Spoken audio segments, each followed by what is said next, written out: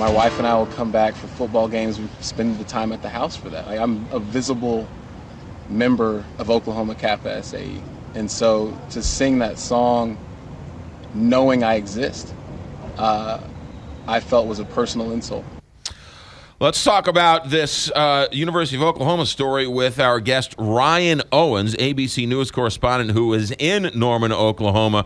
Ryan, the fallout from this is one thing, just the sheer stupidity of it is another.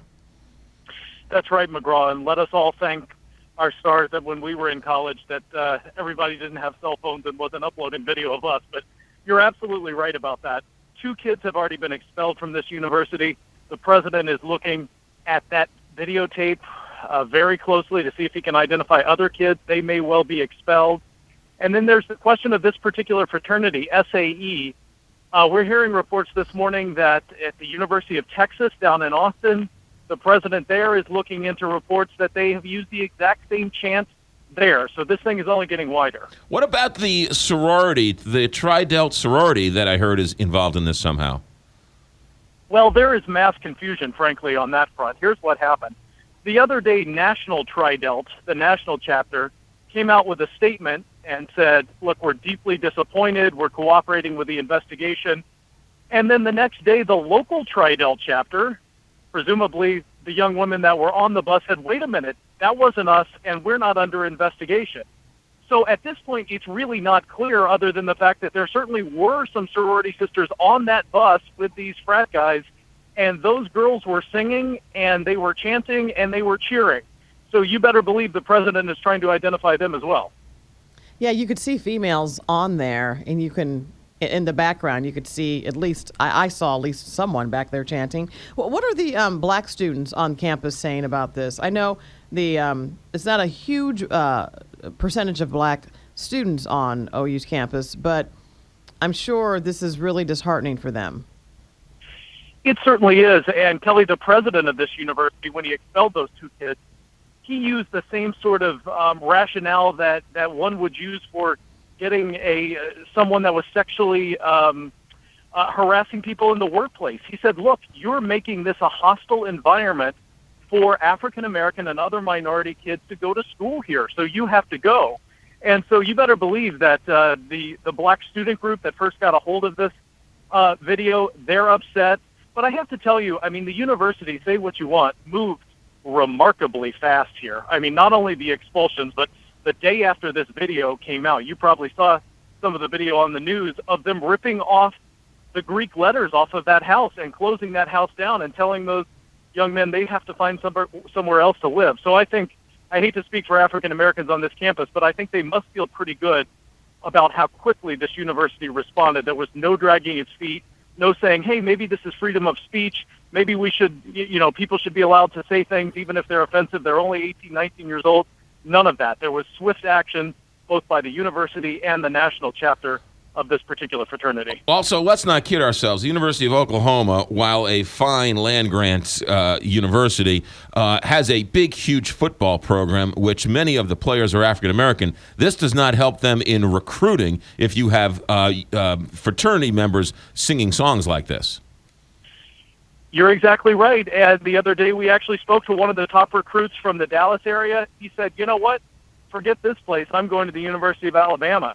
So he actually withdrew, and I should point out next week is spring break here at OU. This week, some of the prospective students are touring the campus, and look at the circus that they're touring. So you got to wonder not just about the athletic program, but also some parents who are walking their kids around this school taking a look at it today, and they're seeing a bunch of satellite trucks and a bunch of folks like me talking about a racist chant on this university campus. Has the football team or the football coaches, the basketball coaches, or any of the coaches said anything about this? Not a word, at least that I've heard. I will tell you that this particular fraternity, Sigma Alpha Epsilon, we're told had a very close relationship with the football team. In fact, we're told after every home game, guess where they went to party? At the SAE house. So there were a lot of African Americans that were in and out of that house, even though at the time this happened, they have exactly 0 black members of this fraternity. What about the fraternity in other cities? They've even had an issue here at Washington University in St. Louis. They've had so many problems with this chapter. What will they do as a whole? Do you think that there's a chance that they may just cease to exist? That seems unlikely, but I'll tell you what, the national chapter of SAE is certainly on its heels, and they are issuing statement after statement and saying, look, we don't know anything about this chant. This didn't come from us. This is not sanctioned by us. We've got lots of songs. We've got lots of chants. This is not one of them. But you're exactly right. I mean, as I mentioned, we're talking about the University of Texas at Austin. There aren't many schools in this country that are bigger than that one. And they're looking there, and there have been other instances with SAE. It's a big fraternity, one of the largest in the country, about 15,000 active members, a couple 100,000 alumni, a powerful organization. But look, there seems to be a recurring pattern here, and I think it's increasingly difficult for the national office to say, well, we didn't know anything about any of this. Do we know the person who uploaded the video? We don't, actually. And we're told, I don't know if you guys know what Snapchat is. Right. This app that you can send a video to someone and then it disappears in a couple of seconds.